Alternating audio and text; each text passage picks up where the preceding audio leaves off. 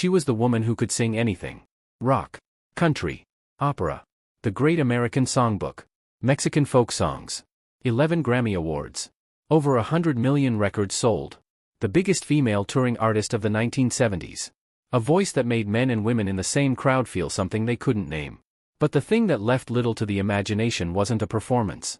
It was what she said after she stopped singing. In her memoir, Feels Like Home, Linda Ronstadt wrote about her life the way most celebrities never do. Not the sanitized version. Not the PR-approved retelling. The real one, messier, louder, more honest than anyone expected from a woman who had been in the public eye for 50 years. She wrote about the men. Not in a way that felt like gossip. In a way that felt like testimony. Jerry Brown, the former California governor who served 3 non-consecutive terms. They were together in the late 70s and early 80s. She called him complicated, driven, someone who couldn't decide between his career and the woman he loved. She didn't sugarcoat it. She said what she felt. That she wanted more than he could give. George Lucas. She was engaged to him in the late 80s. She called off the wedding. She didn't explain it in a way that made him the villain. She explained it in a way that made it about her, about what she knew she needed and what she knew he wasn't. There were others. She named them.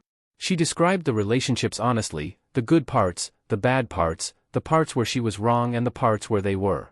But the memoir wasn't just about men. It was about the body. The voice. The physical thing that made her famous, and the disease that took it away. Progressive supranuclear palsy. Diagnosed in the early 2000s. A degenerative brain disorder that robbed her of the ability to sing. One of the greatest voices of her generation, and she could no longer use it.